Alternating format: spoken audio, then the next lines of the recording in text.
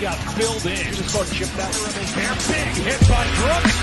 Burying Byram in the corner. Strong with Kuskiewicz. Lindgren. Truba, a real solid hit on Barzell. And the Kings. Oh, what a hit by Bortuzzo. He runs right over Atkinson Field.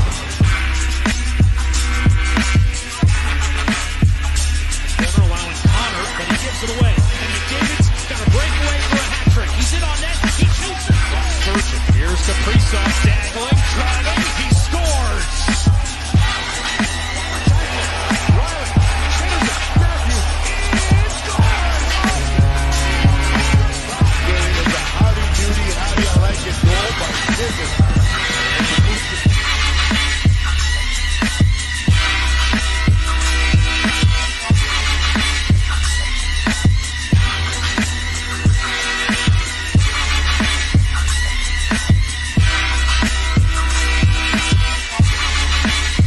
That's hockey, you know. It's only a game. Why do you have to be mad?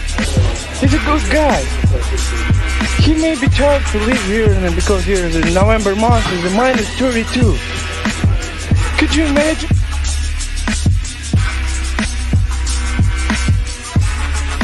The long wait is over. The countdown is on. 3, 2, 1. It's over.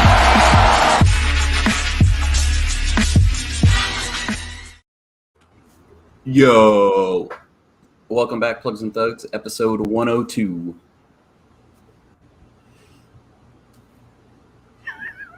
Magic. What up? What up, What's going guys? on, dudes? How's it going? How's everything going, guys? Can't get the answer to that on Apple Watch. Oh, Yeah. she was going to answer how you're doing. No, she said I can't get the answer on Apple Watch. Oh. So I hate that she picks me up all the goddamn time and talks to me. They're just chilling. Have to say GG's, Daniel. It was a hard-fought battle. Oh, thank you. You It had me a was- little worried in that game, too. Yeah, well. Oh, well. Intro. We were talking about it before. You know, Alex is back now. So Dave was going to edit Scott's picture anyway. So, you know, we'll get Alex in there and he's going to update the videos. I think he wants to do that on a weekly basis. But, you know, Work, good to see you guys. life. Dave and Scott should be joining us soon. Mm-hmm. Yeah, they That's said what that they were. say. Yeah, that's what they That's said. what they say. Yeah. We'll see. I'll believe it when I see it. I Lots believe to Scott cover more than tonight, man. Dave at this point. Yeah, me too. Lots to cover tonight, man. Lots of Yeah. interesting shit to talk about. Oh, yeah.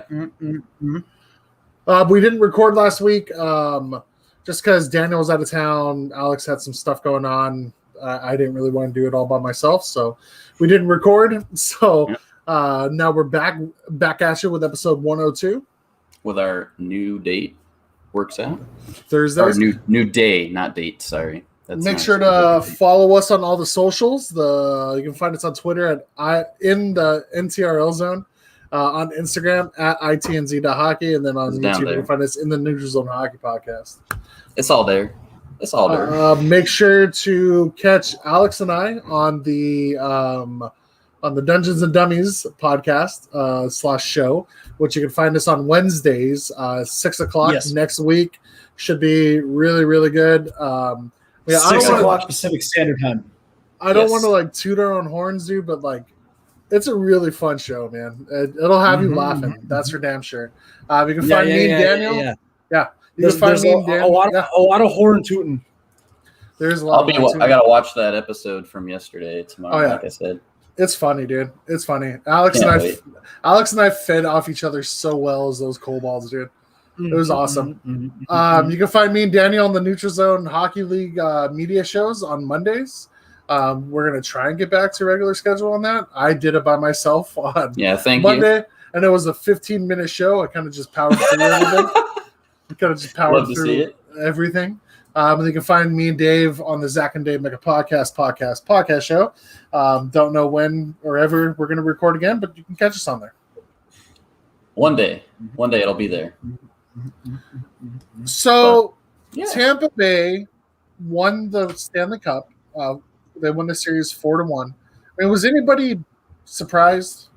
I said. I feel like I've games. heard this. I feel like I've heard that sentence before. I think it might have been last year. Yeah, maybe. Possibly, you know. No, I mean, Back to was back. anyone surprised?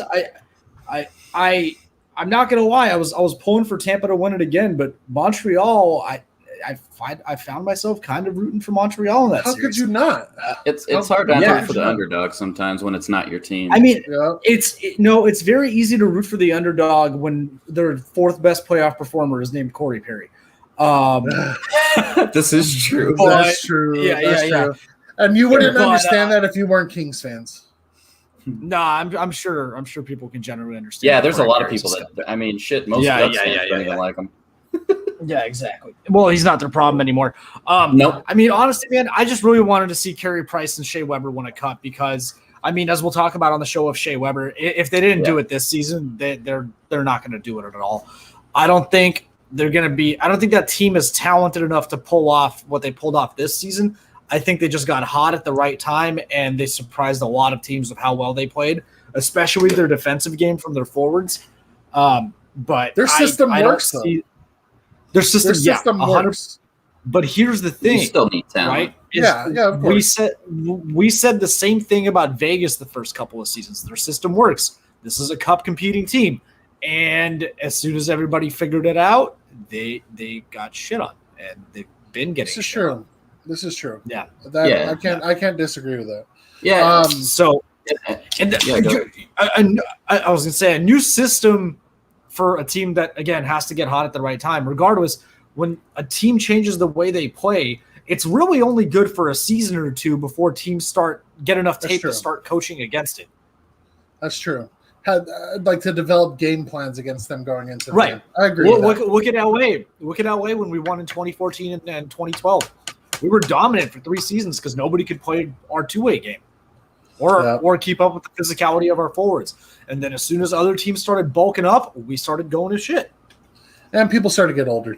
Started getting Yeah. older too. Well, yeah, I mean, that's their it. thing. You're looking at, like Alex mentioned, the two guys that that most people, if as long as you're not a Montreal hater, the two guys you want to see win a cup there, guys like Weber and Price, who are very deserving in their careers and everything that they've done, and they're old. I mean, they're Price is not 31. He's 31. old? He's in Thanks, asshole. sports standards. You know how it is. It's like once you hit 30, that's like ancient in sports. So I mean, he's on the tail end of his career at a $10.5 million contract. Then you got Weber. it's not like you can move him as a rental. 38. Yeah, he's Exactly. 37, 38 years old. Obviously, we'll talk about Weber. He's got additional things going on, but it's like these guys are on the tail ends of their career. Yeah, Price is going to be his tail ends longer, but he's not getting any younger. And that core is, they have some guys that maybe they'll be competitive for one of the last spots for the playoffs, or they'll be like a bubble team for years to come. And unless they don't big have. move, but Well, and they don't have the money to make those big moves. They don't have money to go out and sign the Taylor Halls or trade for the Jack Eichels. And most of that is because of a lot of big contracts that they're front loaded on. I mean, they got really lucky that Cole Caulfield heated up when he did, because that But kid then is he a just franchise disappeared. player. Well, in He'll one disappear. round, but the kid, his first game was the first round of the playoffs. It's And he true. was dominant for the first 3 rounds. Those were his first 20-something NHL games. And he was dominant. he looks good. He looks good. He looks really good, yeah. But the thing is who do you have long-term to play with Cole Caulfield? You have nobody. No, that's not true. The Tampa Bay series in this playoffs was a straight coming out party for fucking Nick Suzuki, dude. Nick Suzuki is going to have a good long career, man. I think so. Yes, too. but- The Kotkaniemi kid's not bad either, but again, with the front-loaded contracts that they have, if those players don't agree to bridge deals in a season, 2 seasons, 3 seasons, where do they get the money to pay these guys? And even if they do get all 3 of them, where do they have enough money left over to build talent around them and not turn into East Coast Edmonton? Yeah, and you bring it up like, these guys are talented and they're probably going to be good players in their career, like a Suzuki and Caulfield and things like that. But you're not looking at these guys like McKinnon, Crosby. It's somebody to build your franchise around. It's not Carey Price. I mean, he's not getting any younger, like we said, but you don't have that guy to completely say, I've got my franchise guy and we're going to build around him. And they have nowhere to go. Not everybody can have a Quentin Byfield just chilling in their chilling in the wickets. Yeah. But I mean, it wasn't really a shock. Yeah, I think most of us were kind of pulling for, either a better series or just for the underdog, especially how well, Montreal played down the stretch. But yeah, I mean, I know we all talked about it. I think we were kind of in agreement that, even I think Dave said that he thought it was going to be a sweep. But I said that there was just no way that there was going to be a sweep just as hot as they were. So, 5, I think we were all kind of in agreement there. Yeah, even so, even though they lost in 5, Carey Price still played an outstanding series. Oh, yeah. It was, a lot of the goals he allowed were defensive lapses that he couldn't cover. No. And even then, those games were still tight. And, Vasilevsky just had, we can't really those say games from him. Even game 5, it was 1-0. Yeah, Vazzy played, I think, the best hockey we've seen him play in net yet. And this is a guy who, since the age of 22, has been touted as one of the best goalies in the NHL. His stats in these playoffs were they were one of the best ever, I believe, in Stanley Cup run. They were close to, Quick's run is hard to, people are saying, oh, the numbers with Vasi, and people are trying to compare. I know I saw there was a guy on Twitter that kind of did, the stats in certain games, and he did it for 21 games because Quick it would 20. show Vasilevsky at the top. And because Quick won it in 20. He was 16-4. With better stats. With better stats. So, the way it's skewed, it's not anything wrong with that, but obviously his stats were better in just one less game. Yeah. But but those stats were the best run in NHL history in the playoffs were those. So Vasi was just unreal, and he won the Conn Smythe, so that's well deserved. There's nothing wrong with that. But did you guys have another player you thought should have won it, or was hands down Vasi? No, I don't think Vasi. I don't think anybody earned it more than Vasi. If anything, if they wanted to, and it's happened in the past, Carey Price was definitely a nominee, and I think the argument could be made that he could have won it, even though they lost in the final. He had really good playoffs. Yeah, he did. Yeah. Especially, coming off 15 injured seasons. He was only healthy his rookie season. Then he's played 20 games. He came into the playoffs injured. He had to go play in the A right before the first series started. Yeah, I'm going to say this. Imagine being in the A and Carey Price is starting between the pipes for you. I'm going to say this, dude. It's an illegitimate cup to me because they're $18 million over cap space. Hold on. No. You need your $18 million over the cap, and they will raise it with that shirt I sent you. Did you see that shirt of so what's his name? First of all, assholes. They deserve a legit. No, they deserve it, and I'll tell you why. Because when the whole salary cap flexibility before the playoffs, when that was introduced into the NHL, it was voted on by every owner in the league. And if I remember right, it won by a landslide majority. Okay, it was. So Tampa Bay was the only one that said no. Tampa Bay was the only one that voted against it. Exactly, I believe. Yeah, but it doesn't. So Tampa Bay is just playing the game, and they're playing it better than everyone else. Yeah. And in a sport that's dominated by fiscal numbers, unlike the MLB, unlike the NFL, what else are you supposed to do? You know what I mean? Oh, sorry, guys, we're over the cap, so I guess we're not going to try to win a cup this year. If it's not against the rules, why not exploit it? That's true.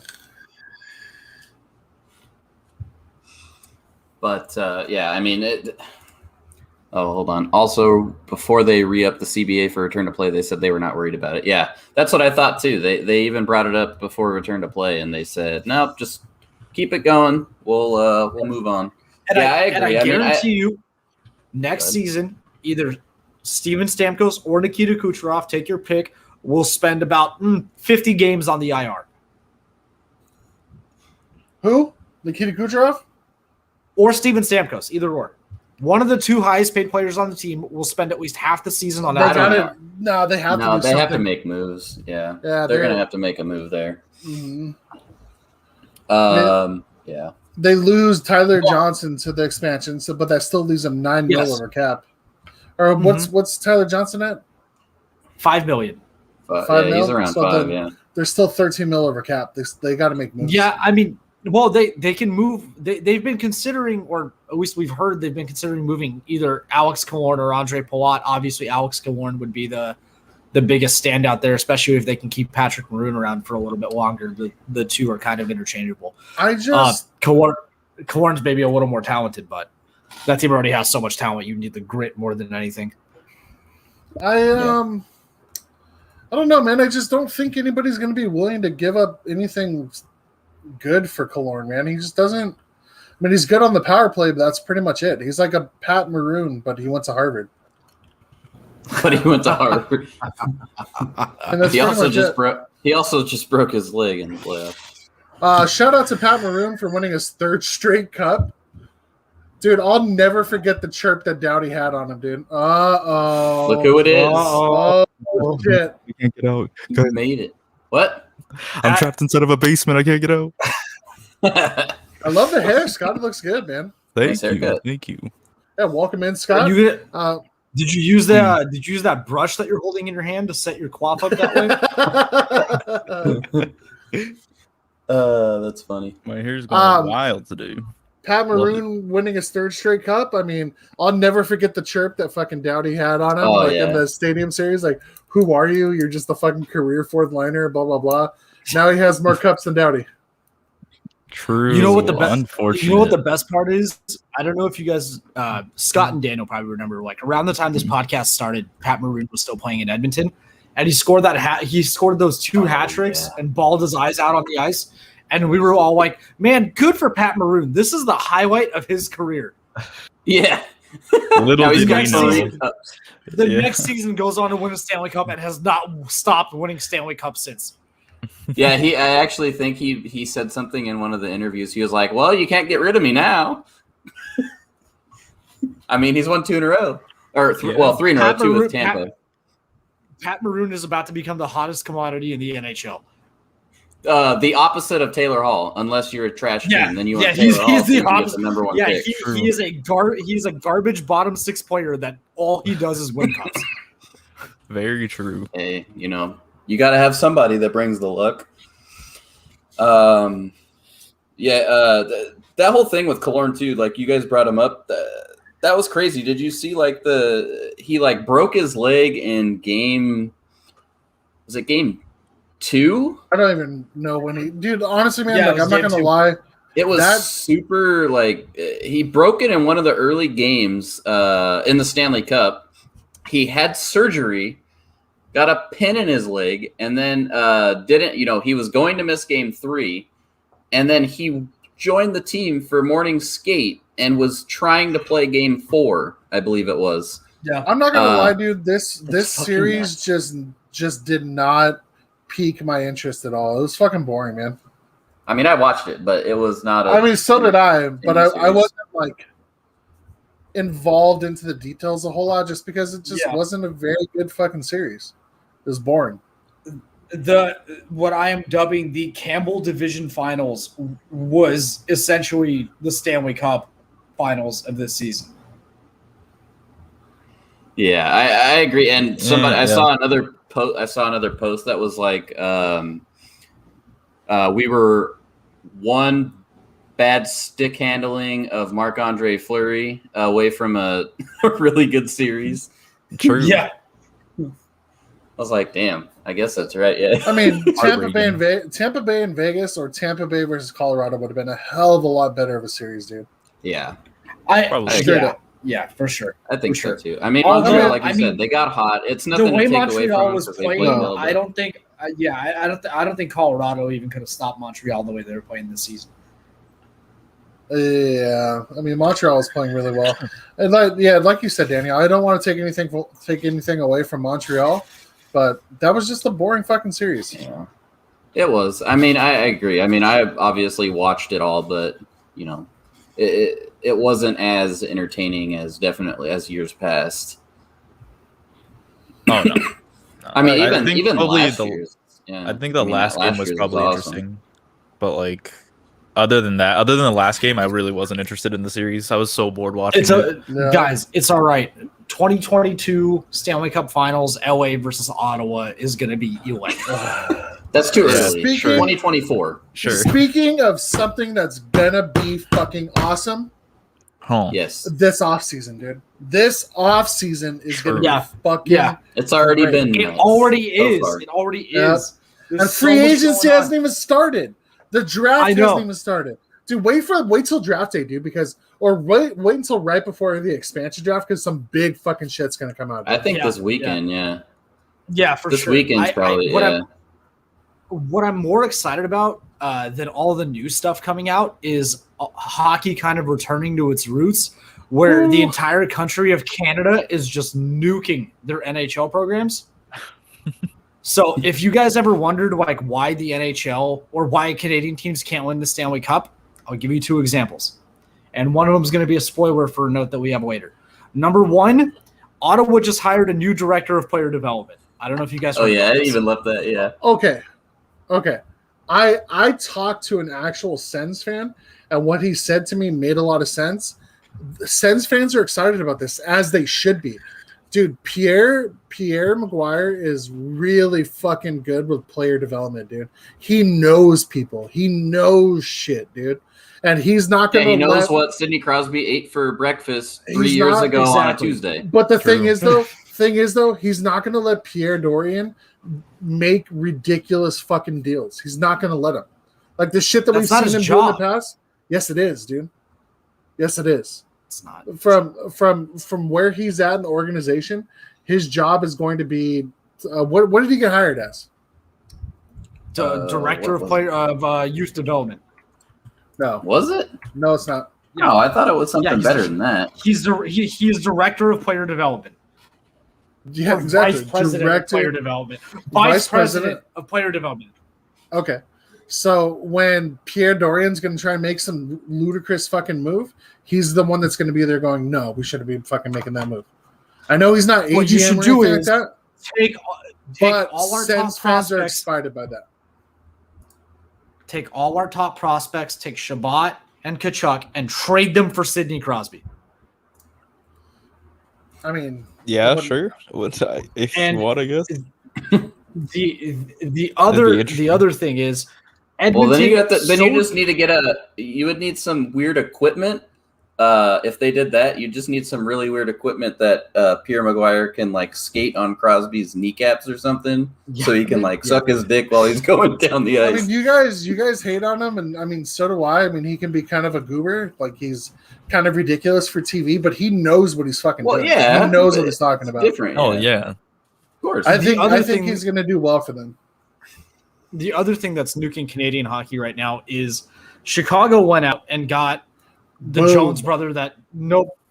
It was a good shot. Dorian just hired his replacement. Maybe. Yeah. Chicago went out and got the less talented Jones brother, Caleb Jones. And Edmonton Where desperate to are compete you? and desperate for hold on. He's just and bouncing desperate around. for It's fine. Yeah, I am. Doesn't I have am. to go in order. And desperate for a defenseman, they went and traded Caleb Jones and a second-round pick for the shambling corpse of Duncan Keith. They really Not did. only that, he just turned 38, and he's got a wonderful cap hit that they did not retain anything on. No, retain $1. Chicago straight fleeced them, bro. Oh yeah. Yeah, Like we thought Yeah. that fucking Blake fleeced for Victor Arvidsson. Fucking Chicago said, "Here, hold my beer." It's true. Oh, that shit. Yeah, I mean, that shit's nuts. I saw a crazy note on Twitter. Somebody was like, so does that mean that Chicago's going to unite the Jones brothers in out of Chicago? That'd be pretty wild. Hey. I actually saw a note specifically on that. They did not acquire Caleb Jones with the intention of using him as a sweetener to get Jones there. They're not against it, but even Seth Jones has said that it wouldn't affect his I wouldn't wanting to think so. re-sign of a team. I wouldn't think so. Seth Jones wants to win them cups. He's not getting any younger. He's 26. He's about to peak. Fucking 26. You're almost there. You're almost there, Scott. You're gonna peak pretty soon. Yeah. I'm peaking You're soon. pretty close. I'm ready for it. Dude, when Scott was laying back, dude, all I can imagine is him just taking sexy pics like that, dude. That's his sexy pics. Like he's doing a selfie. Dude, this is scary. I don't like having the camera that's just like the window right here.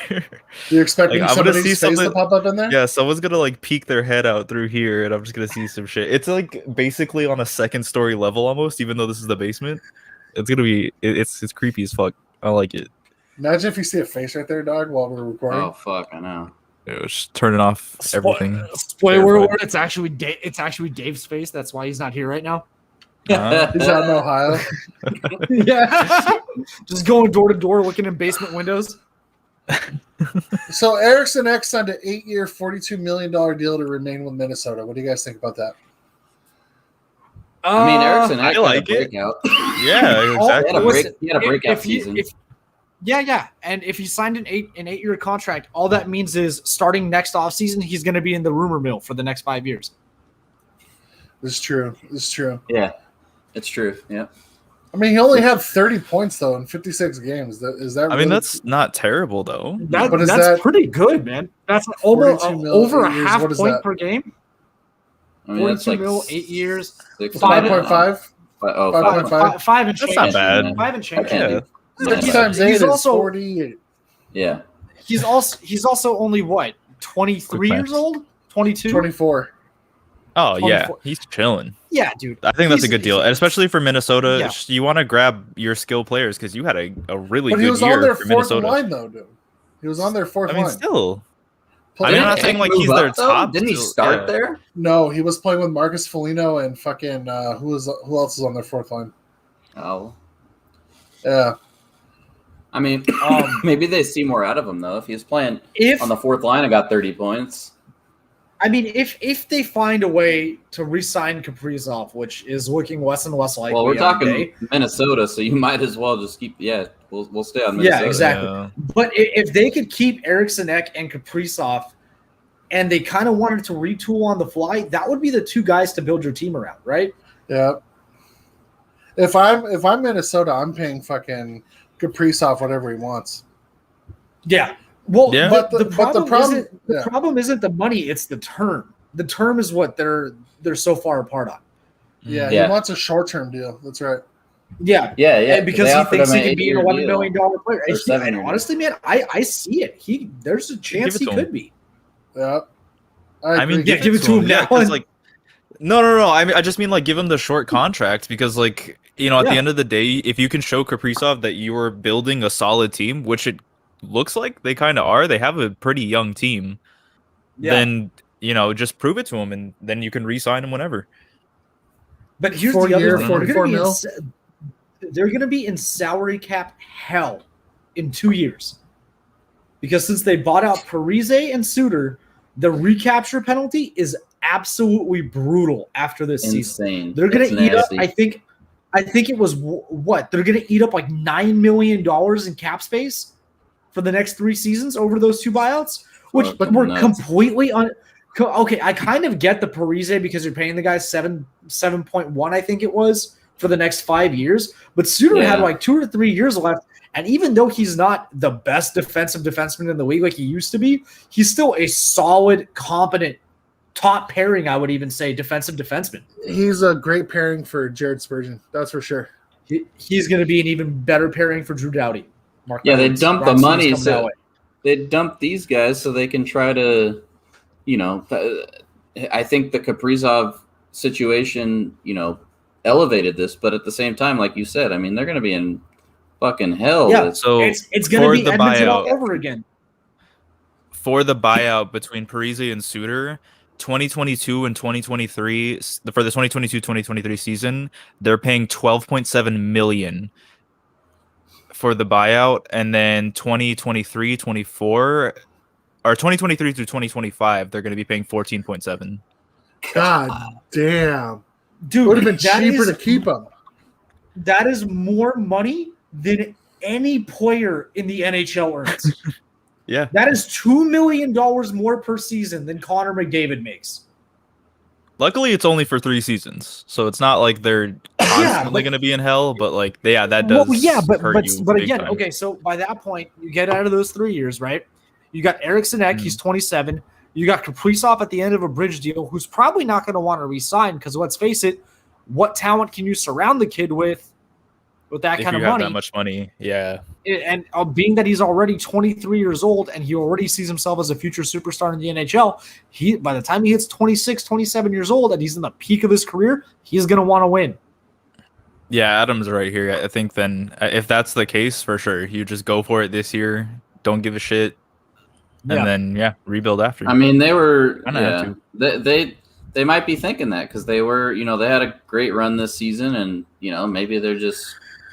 The Maybe they team don't have a has plan. some good young talent. Their future top line looks really good. I really like the idea of Eriksson Ek, Fiala, and Kaprizov. And But Kaprizov's already 24. Yeah, and I kind of think they tied their laces together on this one. I don't think it's going to work out. I think it was a a knee-jerk reaction move, and it's gonna bite them in the ass really hard. I don't think they're going to be able to retain probably. all this young talent that they think they're going to retain because they just won't want to stay after their RFA expires and they go to UFA. I agree. Yeah, this is true. I think it also had to do with the no move clauses and the expansion draft. Yeah, I guess mean, that makes sense. you could, And they couldn't trade Parise, like you said. Yeah, well, yeah, Parise's Well, contract nobody's- is immovable. Exactly. I Nobody's would gonna not try to mind- require that. I would not mind seeing both of those players sign in LA for next season. Fuck no. No. Fuck Yeah, Yeah. absolutely not. Yeah. No. Absolutely. Ryan Suter for 2 seasons, Parise for 1. If we can't get Oh. another quality top 6 player. Ryan Suter 1 year at max, and that's it. Zach Parise Yeah, fuck Parise. to take away No, bottom Parise, 6 no minutes shot. from our Yeah. prospects? No. He wouldn't take away. Hold on. This goes back to what that note I sent over to you guys too about what Yeah. it cost to protect Dumbo over the last couple of expansions. Oh yeah. They lost- Let's protect Tuck. let's protect the guy we've been trying to trade for 3 seasons. Yeah, I know they lost already. They lost Tuck and what's his name? Center. Jesus, hold on. I sent it yesterday. Eric Holla. Holla, yeah. So they lost Tuck and Holla, and then now they lost, Suter and Parise. All to protect, all to protect Dumba, who's been on the trading mill for the last 3 years. It's like guys, we're gonna get a 1st-round pick. I don't know when, I don't know how, but we're gonna get a 1st-round pick. I don't care if we have to hold him till he's 40. I just yeah, man. I don't know. head I'm seeing a lot of boneheaded moves in Minnesota. Minnesota's quickly becoming. I the new Ottawa. hope their plan is what Adam said, because if they don't go for it this season, they're really fucked, because there's no way that they're going to be able to build a very competitive team past that with the cap situation they're going to have and the rumors they've already had of trading people and I the agree. people they've already got rid of. And it would be a bonehead fucking move for Rob Blake to fucking sign Zach Parise and Ryan Suter. If there's no one else, and we have I would take another Keith top Yandel 6 over winger. Ryan Suter. We need a lefty. I definitely we would don't need take. another lefty. Keith Yandel. I know a you. lefty. Scott would take Keith Yandel. Keith Hell yeah. Yandel's a Isn't he? lefty. And he No, scores. Isn't he ready? he's a lefty. I think he's a lefty. Yeah. He is lefty. Is he? Now you got your power play quarterback for the second unit. Hell yeah. I love this. You are right. He's I lefty. am all for He's lefty. this. Yeah, I would Scott much hit rather Kubrick take. I would much rather take Yandel over Suter any days, dude. Scott's rubbing one under his blanket right now to the idea of number 3 in black and silver. Yeah, 100%. yeah. And she's doing it. What? What? Dan, What? You lagging. Oh, he's going, lagging. gone. Someone didn't pay their Spectrum bill. Need better Fuck ISP Spectrum. with better upload.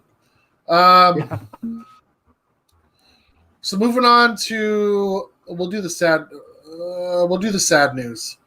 Okay, let's do the sad news. All right. Let's go for it. All right, we got Daniel back. If you want to do Yeah. funny news, we could do Seattle Kraken first, and then we could do. We could do seven. No. Save it as a palate cleanser. Okay. Yeah. Matisse Kivlinkis tragically passed away at the age of 24 over the 4th of July weekend. Mhm. Confirmed that he took a mortar firework to chest, and he actually came out of it saving Merzlikins and his wife and expected baby. Obviously, I mean, we're small time, so nobody's really going to hear this, but our thoughts and prayers go out to the kid's family. I mean, you never want to see a life taken too short, man. Yeah. And the kid obviously had a future. I mean, it's just it's a sad situation, dude. I mean, you don't ever want to, like I say, you don't ever want to see a kid lose his life, especially to something so dumb. Yeah. Yeah, it sucks. I mean, the thing is before this morning, we just, thought it was, not only was it just an accident that happened while they're probably just celebrating, and I think he got hit when he was coming out of the what do you call it, the spa, right? Because they saw it was like it was malfunctioning or something, not doing what it was supposed to do. And then today we hear Merzlikins, when they were at the ceremony, basically said, that he actually didn't just get hit with a thing. He actually saved him and his wife, who was expecting a baby. So that's crazy. Yeah. Terrible, dude. Yeah, that Awful. sucks. For real. Super awful. But there was a light thing out of it. The video that Scott, did you send it, right, Scott? Yeah, I sent that video. Yeah, go ahead. During the memorial, who was it that had said it? Lagasse. Hold on. Was it a coach, right? Yeah. Legacy? Mhm. Yeah. Lagasse had said that he had touched so many people's lives, including Torts even flew out here and he hates goalies or something like that. And it was really good. Got a pretty Even good laugh. Merzlikins was like cracking up at it in the backgrounds. Yeah, it was pretty funny. You got to make it. It sucks and it's a really shitty situation, but you got to have some kind of lightheartedness at some point. Oh yeah. I mean, even But, Lagasse was like in tears, and then he told Yeah, that joke, and, yeah. it lightened the mood a little bit. Yeah, As much as you can lighten the mood in a situation like that. Yeah. for a second anyway. Can't really lighten the mood the rest of the way, but but moving on to get away from the sad again. Rest in peace. Hopefully his family can get through the day and get through the rest of their their life. It sucks, but shitty situation, and hopefully they are able to go on and live his let his memory live. Mm-hmm. But now moving on to fun stuff. Zach, did you want to transition that? Well, I don't Right. know what the funny shit is from our next Oh. subject, but Seattle Kraken in full fucking let's get shit They cracking. will have a team next week. They're about Let's to get shit get cracking. shit cracking. Like Copyrighted. that, Hey, Copyright that. copyrighted. I'm gonna go get another beer. All right. Yeah, so obviously, you know, that shit's right around the corner. The expansion draft's on the 21st. So what's that, next Thursday or some shit? I don't know. Yeah. Maybe next Wednesday. I don't know. I can't do math on days. It's too hard. But yeah, next week the Kraken will have a team. I saw their arena is expected to be on target for when it's supposed to be. They've already got the seats, bolted down. They've got everything up. Yep. I guess now they just have to put the boards and the ice up. So we're not too far along there. But yeah, I saw a funny thing. I don't know if you saw it, either of you, with the Kraken trolling the teams on Twitter. About the expansion draft. No, I didn't see this. They were like responding to like random tweets that the teams were posting. There was one. I think it was Columbus that wrote like they had wrote a poem on Twitter, like a short poem, and they wrote back, with funny lines, basically saying, the ending is like, but we'll be taking a player away from you, or something like that. And then they were basically just going through the NHL, their most recent tweets that they can respond to, and making jokes about them taking players from their roster. Like, I'm pretty sure they hit every single team. I don't think they missed anybody. They just went through. We're just trolling. It was pretty funny. So apparently they did a good job in signing their social media person. Hopefully they don't get annoying like Vegas did. But I think they're going to try to do the exact opposite of what Vegas did. It seems like they're trying to go that way. Yeah. Look, it's already started. Hold on. What? It's already started. Oh, Good that's for a them, man. pretty good tattoo. That guy's been a fan since he was 6 years old. True. He is sick. Hard. I don't know if you got. Yeah. Do you guys remember that? Do you guys remember the whole Vegas interview with what's his name? Yeah. I don't know who it was, but I remember. So yeah, I was a fan growing up. I was like, It was with Briz, and Briz called him out on it. Yeah. It was that Briz interview where he was like, he talked to that other guy and was like, "You are a fan of Golden Knights?" And he's like, "Actually, I'm a Ducks fan." And he goes, "Oh, I used to play for the Ducks." And the guy's just like, Yeah. God, that I'm just when sorry. he used to do that was the best. I love when he did that whole interview thing. Yeah. When he worked for the Players Tribune, it was awesome. Yeah. Ilya Bryzgalov is a national treasure, dude. Yes, he is. Yeah. And then obviously, so I guess I thought there were going to be some changes made for the expansion, but apparently the rules are going to be the same as Vegas. I think maybe they took away some of the prior backdoor deals that you can do, but apparently, I mean, like we talked about before.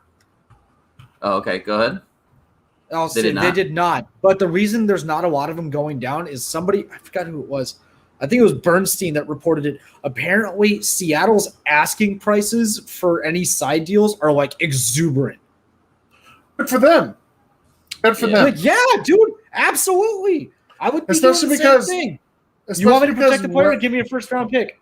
Especially because right now, dude, they saw what happened to Vegas, and they know that these teams have good players exposed, and there's nothing they can do. The only thing that they can do is make deals with teams like the Kings, who have a lot of cap space and have value to give back. Yeah, I saw there was a note about Nashville. I guess it was after they made the Arvidsson deal. I guess they were the GM had talked about hoping that they can crack a deal with Seattle and before the draft, so they could at least guarantee who they know they're going to lose or who they're not, who they're guaranteed to lose. That's the kind of deal he was looking. But I mean, it's all just hearsay, and obviously everybody's trying to do that because if they could predict, then you can make off-season plans. But I don't see it happening. I think exactly what you said. If they're making exorbitant rewards, that's what they should do. I love that they're doing it too. Yeah, I love that they're doing it. That's how it is. Some of these guys some teams are gonna lose a really good player for nothing. And Yeah. if the ball was in my court, I'd be doing the same thing. Hey, this is a deep draft. Let me get one of those firsts. Okay, no, okay, well, You got, I'm just you gonna got take any the of them best. first? I'm gonna take the best player you got any of them exposed then. first? Yeah. You guys got any more firsts? Any Powder more of them comes out. firsts? Ashley Larry. Uh, So their first official game is September 26th against Vancouver. And I think, and the beauty of this, though, is I think the next great rivalry is going to be between Vancouver and Northwest. Seattle. I think so Pacific too. Northwest rivalry. I love it because they're right next to each other. Yeah. Right next to each other. Do you guys have any thoughts on who they might take? Who's your biggest? Yeah, that's a good one. Who's your biggest guess at who Seattle gets? Like the biggest name that they get. That's tough. That's still relevant. That's still relevant. You know, they may take some of those to get to the cap. But the thing is are we talking like biggest name or best player? Well, that's what I'm saying. I think what I'm trying to say is more of a balance between that. Not just a big name just because they need to hit the cap floor, but somebody that's Right. a pretty big name that is going to be probably, you know, one of the guys they build around. The biggest contributor that they get. I need to think for a minute. You guys can go first. I think Tyler Johnson is going to be their biggest fucking pickup this in the expansion draft. Especially at first, I might have been on the fence about Tyler Johnson about maybe being the biggest one that they get, but after his performance in the playoffs, I think I really think he still has, you know, the ability that we saw when he first came up. I think it's still there. I think they just had so much talent and everything else. He's overshadowed by guys like, you know, Cooch and Braden Point, who've really broken out and become the superstars there. But I think the way that he came out in the playoffs, you know, he was one of the very key contributors in this whole entire playoffs for Tampa Bay. One of their leading scorers, not top two, but he was one of the leading guys for the group this season. And I really think he was trying to prove, like, look, he knows he's probably going to be hit up by Seattle, and he wanted to show what he can bring to the team. And I think he wants to be the guy there. I mean, I think that's a fair assessment. That's a good argument. Yeah, for sure. Do you have a different one, Scott? Because I got a decent one that I didn't realize was actually an unprotected player. And you were talking about players who helped their team in the playoffs. Josh Bailey is available. Ooh. Mm-hmm. Dude, Josh Bailey and Tyler Johnson together? That Might be good. I mean, if you're talking about, like, because Seattle's going to be an underdog team, of course. If you're talking about an underdog team and someone to help lead that, Josh Bailey. Why not?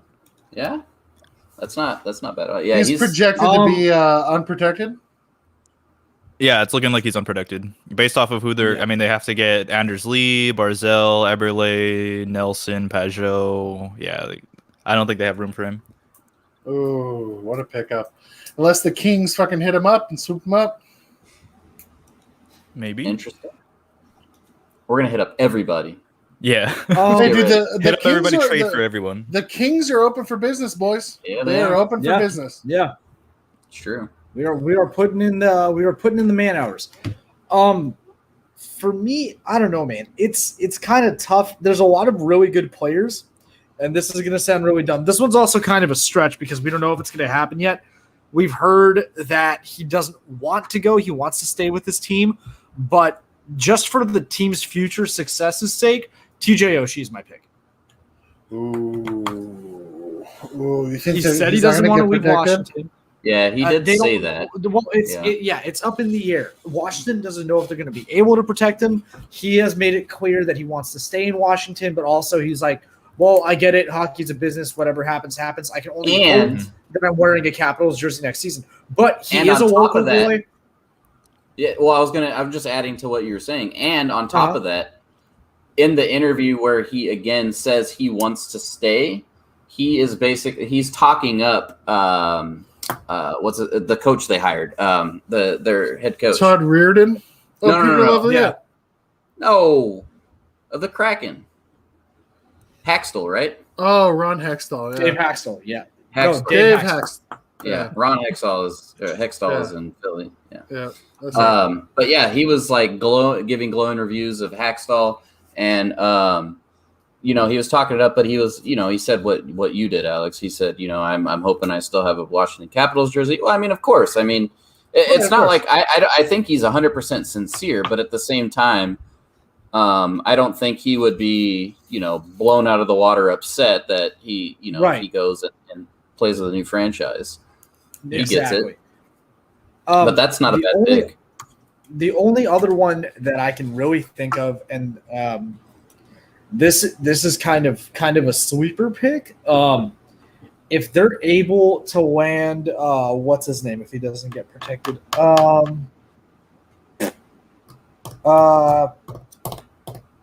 shit, I'm blanking on his name. Sorry. From where? Who's your daddy and what does he do? Stop it. Andrew Kopp from Winnipeg. Oh, I don't think Andrew Kopp is the sexiest pick, No. but I think he still has He's a the good potential bottom to six become a top- winger. He's 22 years old. He has top six potential, and they can still get him while he's young, develop him, and sign him cheap and get a cornerstone top six forward for next to nothing. yeah. That's. And I think they're going to have to make a lot of picks like that. A lot of guys who aren't necessarily NHL ready, or maybe that are but haven't reached their potential yet, that they can then but use to develop and sign on the cheap and build a good core. Honestly, if they're smart and they want to continue to take what Vegas did and make it better, they would do something like this because they're seeing the ramifications and how quick Vegas got into cap hell. Now, I think they will. They'll look for some guys that have that potential that, they can break out and become, a solid player, or maybe, even a star in the league that, might be exposed, that you could sign on the cheap and get and build around and have a longer stretch run. Exactly. With That's a why good team.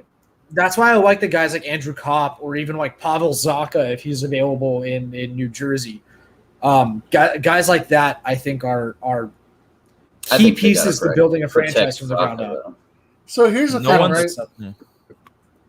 What's Go up, for it, Zach? Scott. No, go for it, No Scott. one said Braden Holtby.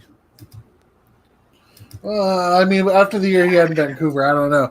But then after Vancouver had the year in Vancouver. This is what I was going to say. It boils down to like the actual when you get to it deeper about Seattle versus like Vegas, right? Like Vegas had to win off the bat because if they didn't win off the bat, people were going to lose interest in Vegas super fast. It doesn't matter if Seattle doesn't do well the first couple of seasons because their fans haven't had a professional sports team in so long that there's nobody to compete with there. So everyone's going to be all on board with supporting the Seattle. Yeah, because the Mariners don't count. Yeah, that's or true. the Seahawks. That's true. Good. That's true. I was being serious about the Mariners, though. They're ass. The Mariners are shit, but yeah, Seahawks are good. But still, though, you know, they don't have to worry about. And the closest hockey team, I mean, they only have the Portland Winterhawks up there, and that's. But they're the Spokane Chiefs. Oh yeah, the Spokane Chiefs. See, Yeah, look what Spokane you're talking about. They got And Plenty of plenty of teams. But the Seattle thing is, Thunderbirds though, also. there are lots The what? of hockey fans there Seattle Thunderbirds. Oh yeah. that support those teams, so that they don't have to worry about these hockey fans like getting anxious up in the very beginning because they have actual hockey fans out there versus Vegas. Yeah, there was that's no a good hockey point. there ever before. Oh, you're right. Yeah, True. I know I'm right. yeah. You are right in that point, but not having a professional sports team, you missed on that one. I did. I Also, swung and missed. Seattle's just a good sports city. It is. It is a good sports It city. is. I will say that. Even the Mariners being ass, I went to a Mariners game and they know their shit. They're good Yeah. fans. They come out. They come out and watch. They come out. Whatever's They on that show- fucking field, they show up. They show up. Well, you look at Tampa Bay, who's not the Lightning, the Rays, who Oh yeah. freaking have a team that went to the World Series last year and are usually in the playoffs, and they can't even get a crowd. Mm-hmm. But yeah, I mean, that's fair. It's going to be awesome. Next week we will have Seattle roster. By the time, wait, hold on. Let's see this. By the time we record next week, we will know who is on the Seattle Kraken. And we will break it that's down for you exciting. guys. Hell yeah. I'm That's going to excited be for that. fun. And we'll break it Uh-huh. down for you guys. What we Yeah, it's think, next what Wednesday. they're going to look like and stuff. Transitioning, we've already kind of talked about it a bit. Kirill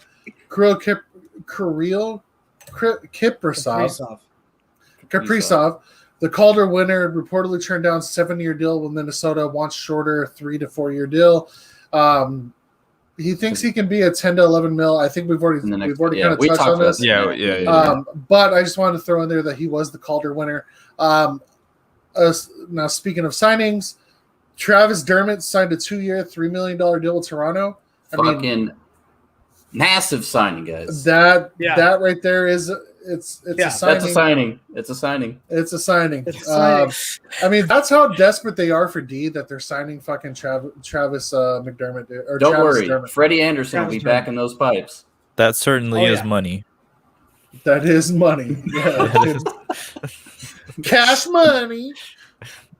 With some sad news. Yeah. Pekka Rinne retired from the NHL after 13 seasons. Congratulations Good to for him. him, man. He Yeah. didn't draw his career out. He wasn't like, I used to be really good. I'm going to keep being really good forever. He was like, nah, man, my play is dipping. This team is garbage. They signed Matt Duchene for $8 million. We're not going anywhere. I'm just going There's to call it. a better goalie that's sitting there and needs playing time. I'm done. Yeah, exactly.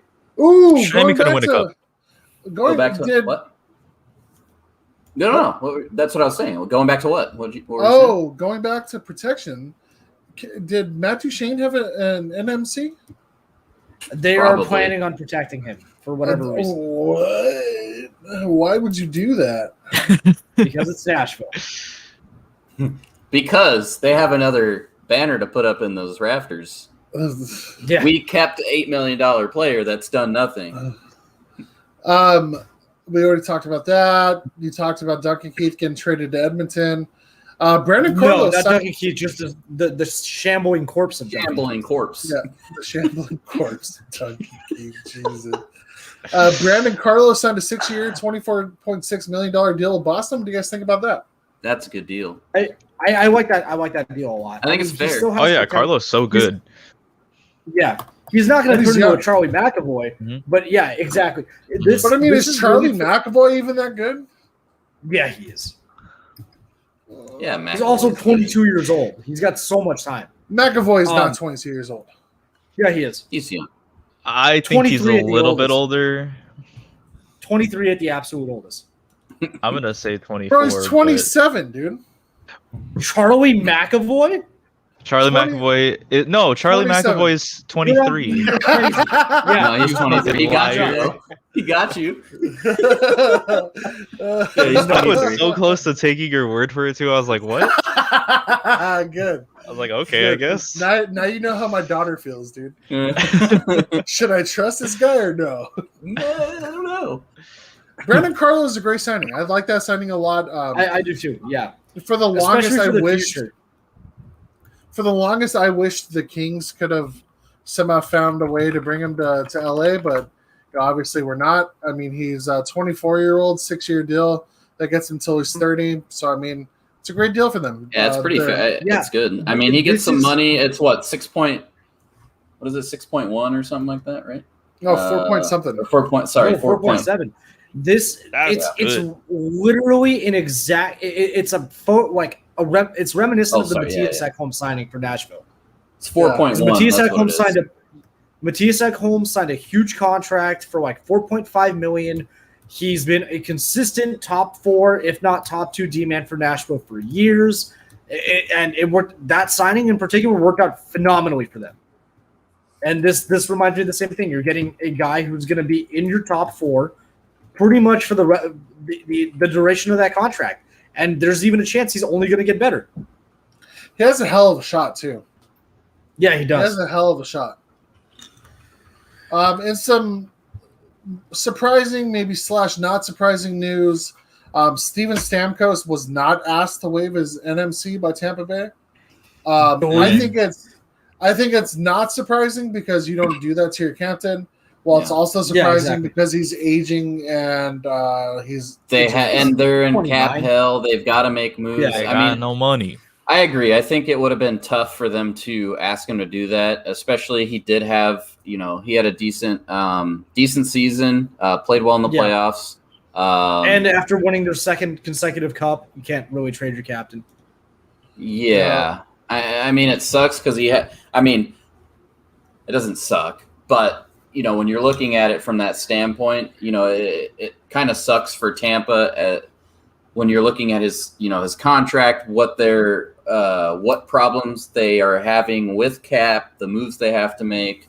And, he would be an easy piece to be able to, maybe you don't want to necessarily, you don't necessarily want to see him go to Seattle, but they can get and maybe that is the plan. I don't think they're going to look to trade him, but you want to get lots of it. You can get assets for him. He's still a player that people will want to acquire. Power play specialist. It's kind of insane how many modified and regular no trade clauses the Lightning actually have. Because, you have Kucherov and Stamkos are on no move. Palat, Yanni Gord, Tyler Johnson, Alex Killorn, and Patrick Maroon are all on modified. Hedman's on no move. McDonough's on no trade clause. And Vasilevsky's on no move. That's the only way that they can get those guys to sign for less there, dude. Have to give them some form of protection. Speaking of NMCs, you know who waived their NMC for the Seattle draft? Jeff Skinner, and nobody cares. Even Seattle was like, okay, they don't. Yeah. So I saw. How were they saw on? this tweet. What'd they say? Okay, I guess. I saw a thing that his agent posted that he waived his NMC, and somebody was like, "Yeah, they wait."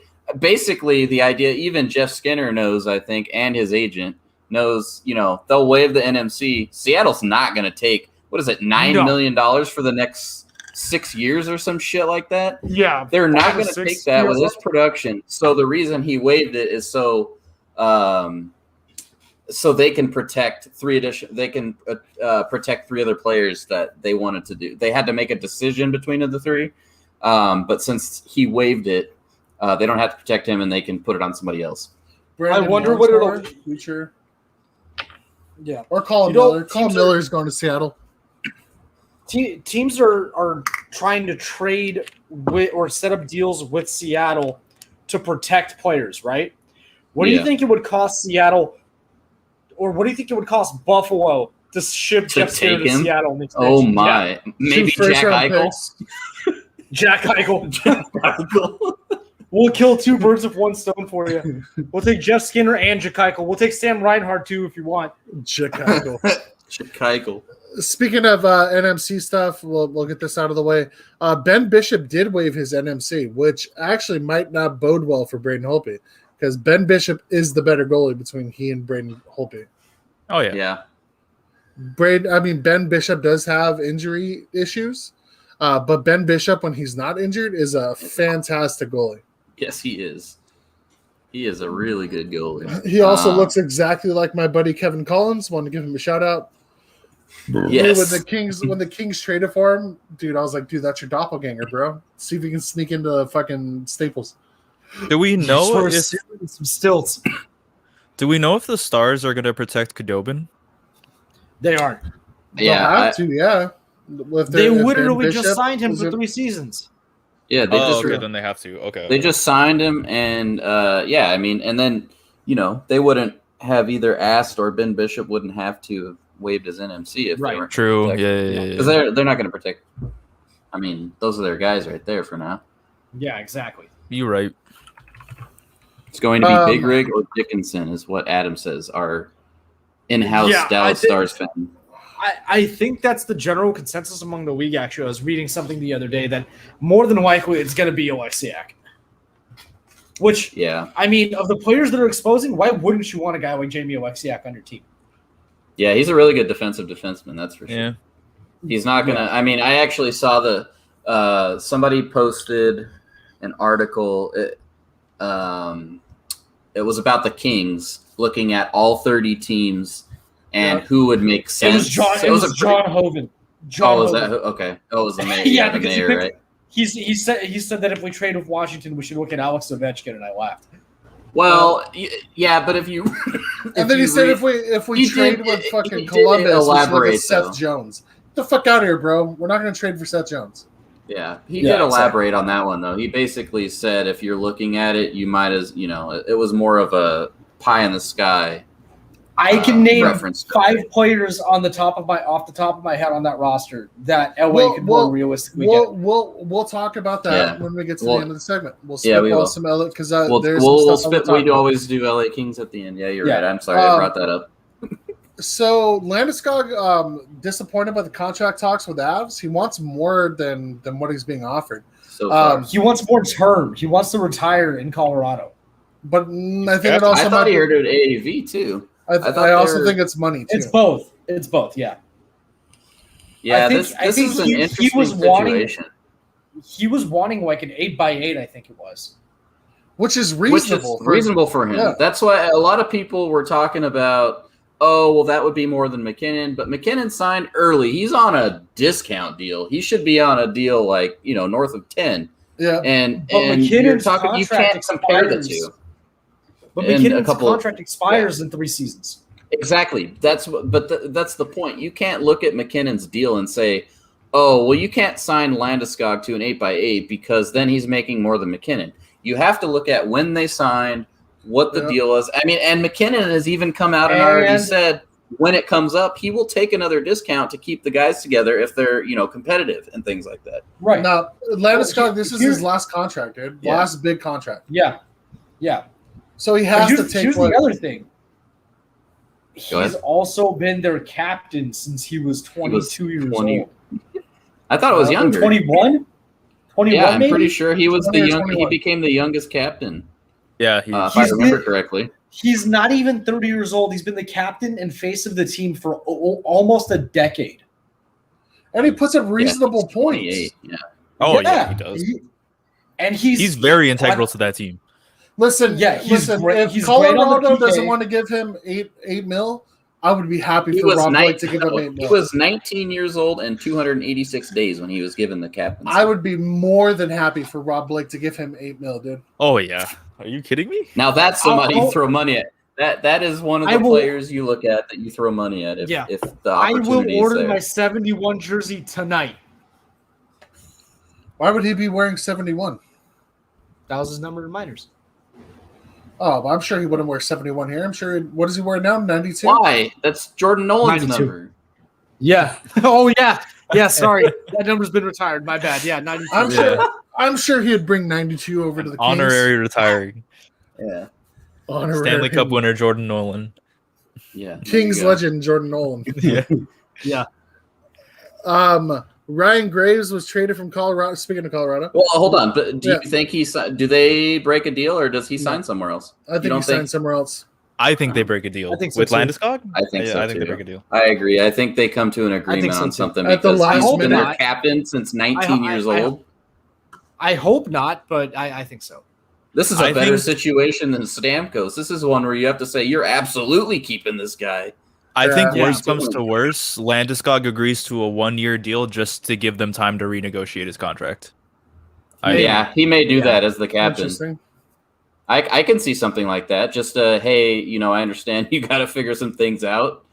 Give me a 1-year deal for $8 million or what? Do like a I don't want to say a Taylor Hall situation, but it would be the similar thing, a short-term deal with a high cap. Let them figure it out.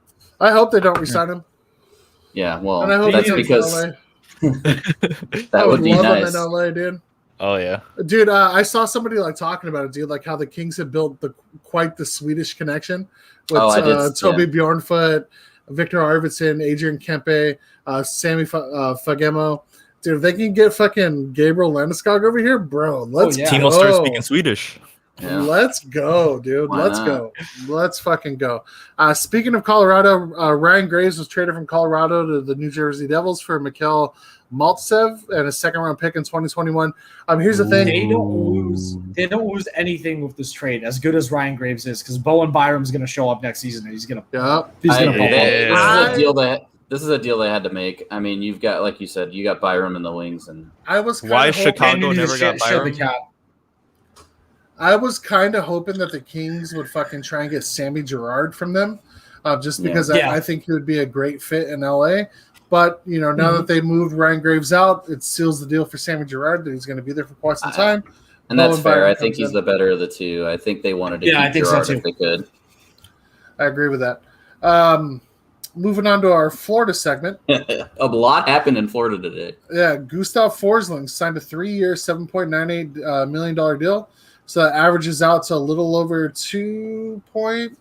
It was like something, 2.78 or something. Yeah. I don't know what which it was. is a good deal for a great deal for a top 4 defenseman. I think that's a great deal. Yeah. Yeah. And another great deal. Anthony Duclair signed a 3-year, $9 million deal. 3 years, $3 million. Yeah, each. 3x3. I like that. Didn't for a get it's a great deal. moved. I like didn't that get a lot. moved, guys. This Yeah. This is First time already in like a 4 seasons. dude. He got moved. Watch, he's so gonna much get and he's traded. such a good player. He's gonna get traded on the draft floor in Seattle. Signed a 3x3 to get traded for a particular reason. I think It was like a stays sign on- and trade deal. Yeah, I think so too. Yeah, I'm glad. I'm glad he found a home there. He's a good player. We talked about it since the He is a good player. podcast started. Absolutely. He's He was always the best just player shown in up, never Ottawa got a 2 chance. seasons ago.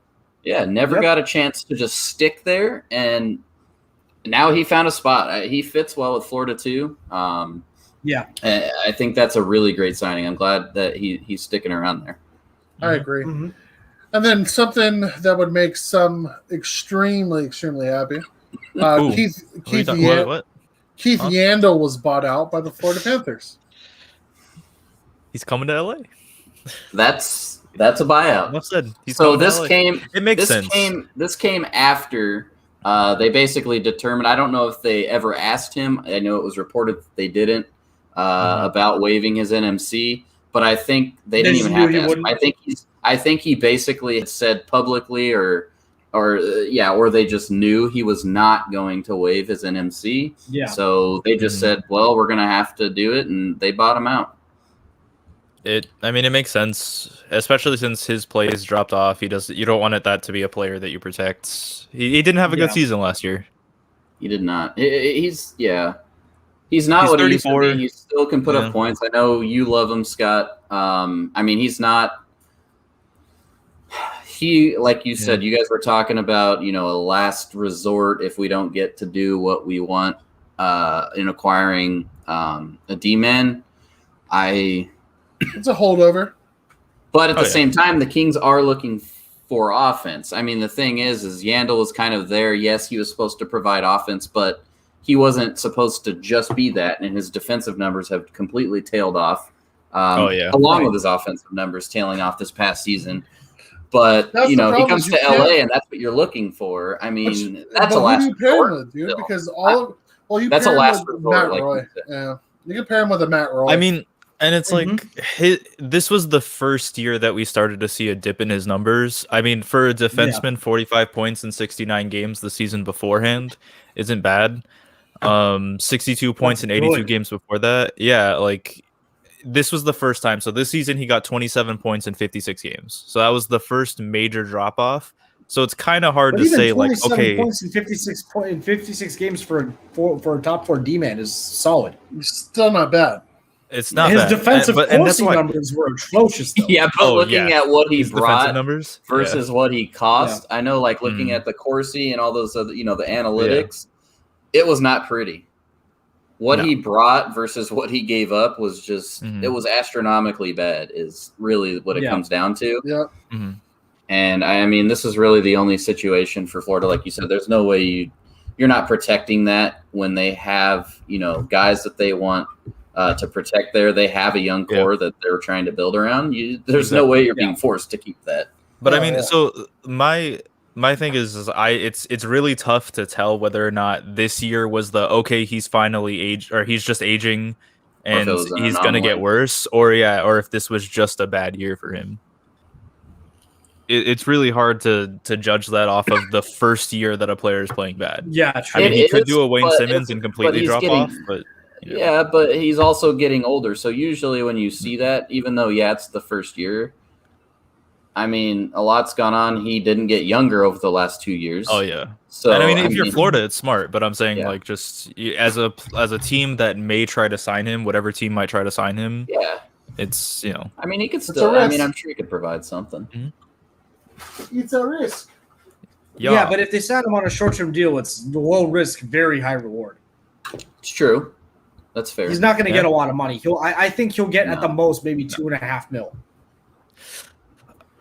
I think you might be able to get 4 for. He might go at 4. What was his cap hit in Florida? Or don't what even was know. it already? It was either 5.7 or 6.2 or something. It was Well, I don't think it 5.7. was over 6. I don't think it was over 6. Yeah, I think it was high fives, mid to high fives. Yeah. It was like 5.75, somewhere around there. Oh, Mhm. okay. Mhm. I mean, yeah, I could see him dropping depending on where he signs, maybe like 3.5. Yeah. Kings, right? Are we on to yep. Kings already? Yep. Yep. So, Kings one talk, of- guys. Kings talk. one of Oh our wait, real quick. His Oh. contract was 6.3 Oh, Damn, Oh, you're wow. right, Alex. Holy Fuck. shit. Yeah, he ain't getting that. Yeah. no. He ain't getting that. Now 3.5 is probably where it'd go. Mhm. So my least favorite Kings beat writer, I don't know about you guys, put out a list of potential trade targets for the Kings this offseason. And the reason why Yeah, not a fan of somebody John put Hope. this out, I'm not either. The reason why somebody put this out is the Kings have the trade capital, they have the cap space, they have everything they can to acquire anybody that they fucking want. Yeah. So let's kind of go by teams. Yeah. There's 31 teams, obviously, or 30 teams. We'll go by those, and then. Are we from doing there. realistically like who we think that we could get if we Realistic. wanted to? Realistic? Okay. So No so, Alex Ovechkins, no Connor Yeah. McDavid's. So this particular Kings writer said that from the Anaheim Ducks, the Kings should look at getting Rickard Rakell. Why? I agree with this. He's a center I mean- primary forward. Why do we need more center depth? I mean, yeah, Yep. he can play the wing, He's a wing. but he's a much better player at center than he is on the wing. I would So say. Good. Go ahead. No, go ahead. Well, you said why. So they said Raquel's the guy who makes sense from an LA perspective. He's scheduled to be a UFA next summer, and for whatever reason, there's been chatter Anaheim may be willing to move him. If so, the we Kings don't would need be to worry about would be term right acquiring a winger who can do it all. He's versatile, can move up and down the lineup as needed. He's one of the wingers nearly every team can use. Yeah, but the wingers that the Kings need are top 6, and I just don't think Rickard Rakell fits Exactly. into that top 6. I would perfect. think, yeah, I would think honestly, man. Again, speaking realistically, I would want us to go for like a Hampus Lindholm. Obviously, Hampus Lindholm is going to Boom. get traded out of there. Boom. But that would be my top choice. But from a realistic standpoint, you know what the Kings can really use in the depth pool? Not as much as a left-handed D-man, but we could use Trevor maybe Zegras, another right? good- Just pair him with We- Turcotte, right? we could maybe use another decent, like almost on the cusp right wing prospect, and I think Daniel Sprong would be that guy. Ooh, that's interesting. But on the flip side of that, though, I don't think the Kings would pull that trigger because we have lots of I don't think so. either. we have lots of depth.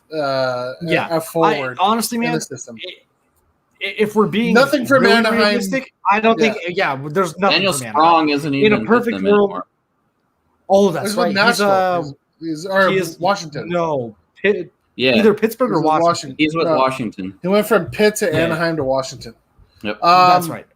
Now, But still, another- Hampus Lindholm would be my pick, but even that's like whatever.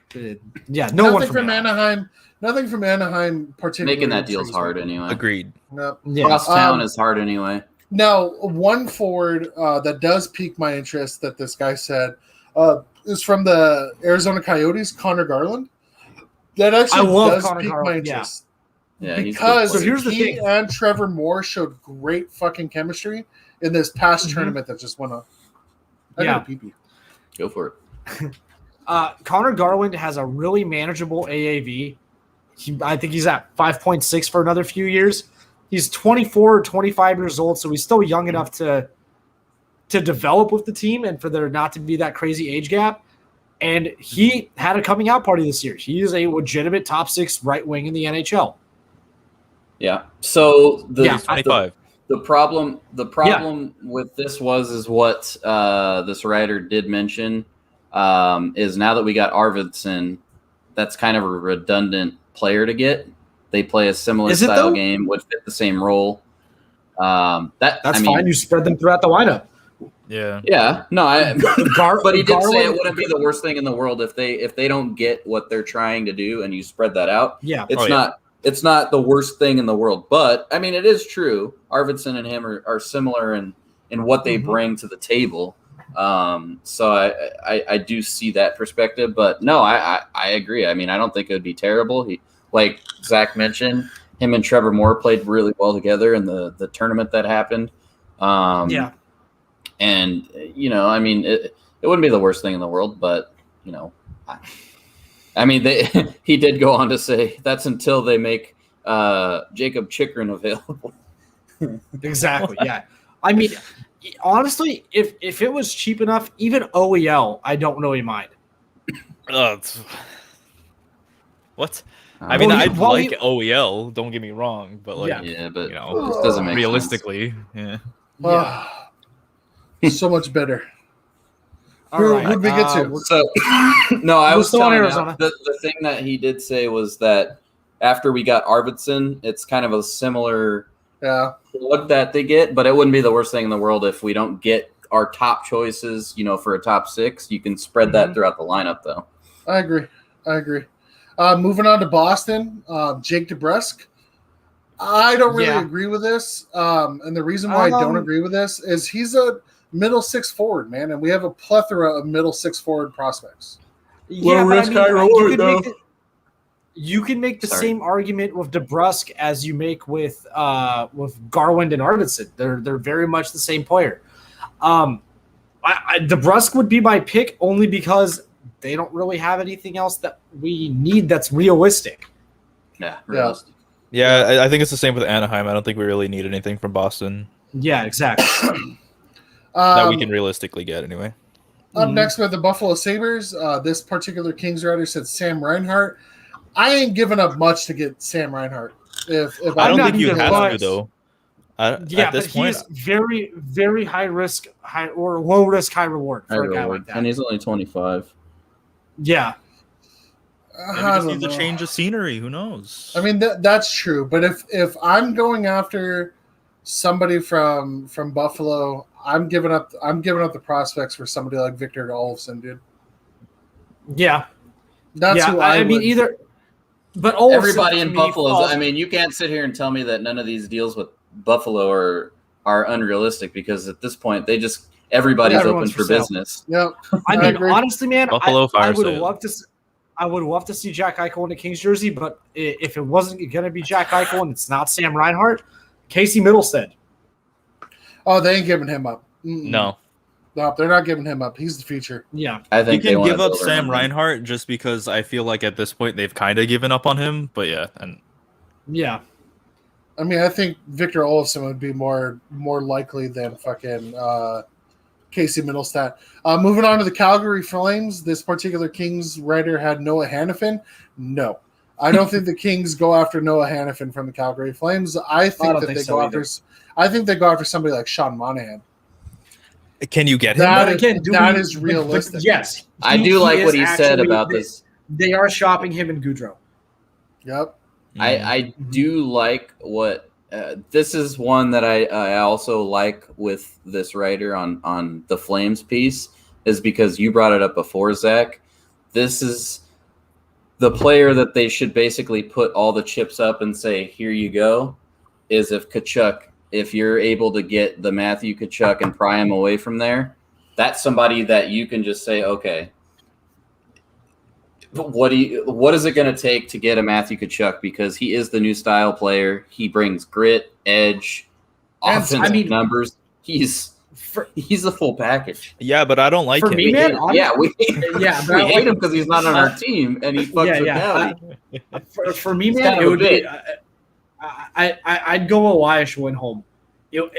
A solid 50-point playmaking winger with not a lot of term Winholm's left not on his bad. contract. He's not a winger though. and He still in plays his center. mid-twenties. He's a center. He's a primary winger. Is he? His primary is wing. Yes. For his But he's first, always played center though. no, He played used to center be in Minnesota. He played center he played center in Carolina. He played center in Calgary. Their top line was him on right wing, Monahan and Goudreau when they were good. No, They no, ran that line. Monahan was on the wing. He's a primary center. Is he? Eat Yeah. my ass.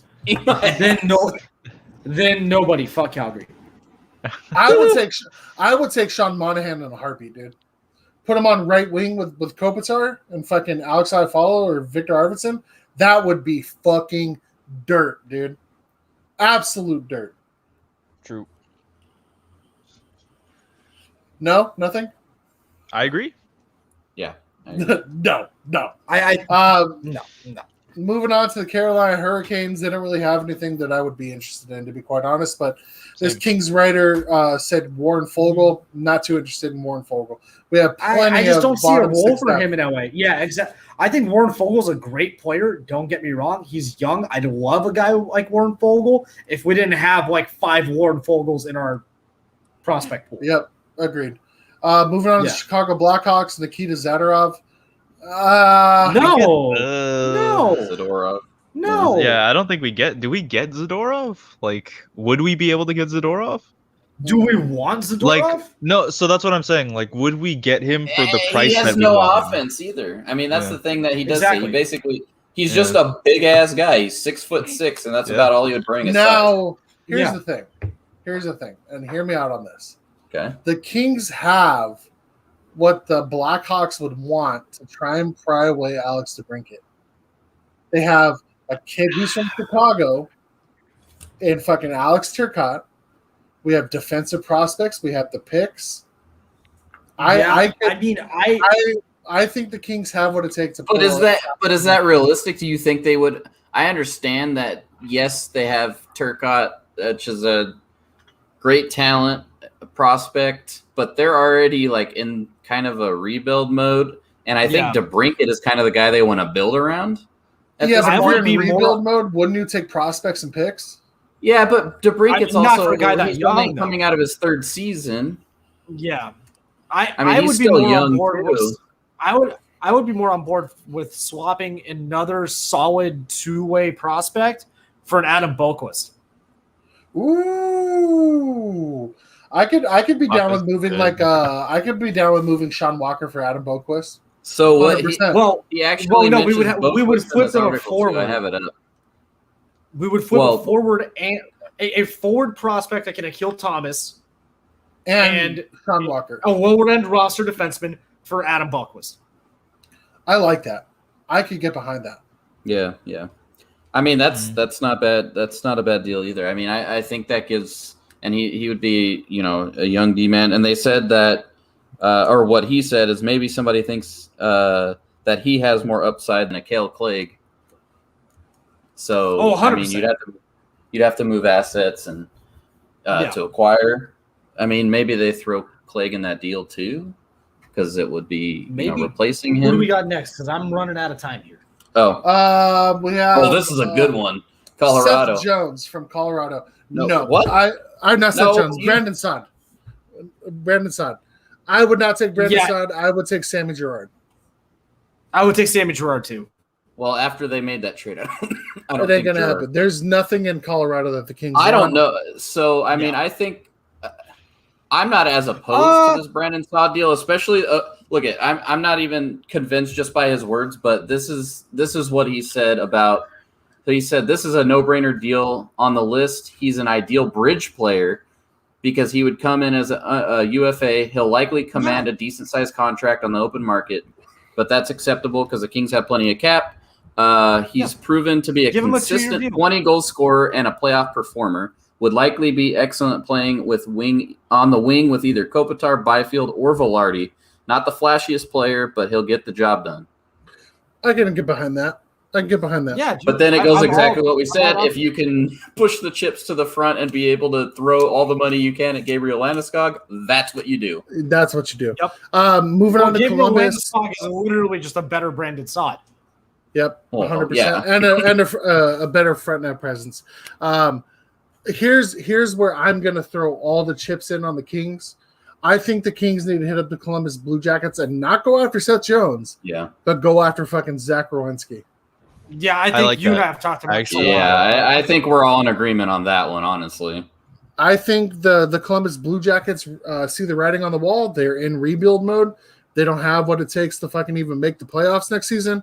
So if you can get a fucking Kings ransom for Zach Rowinski, you do it.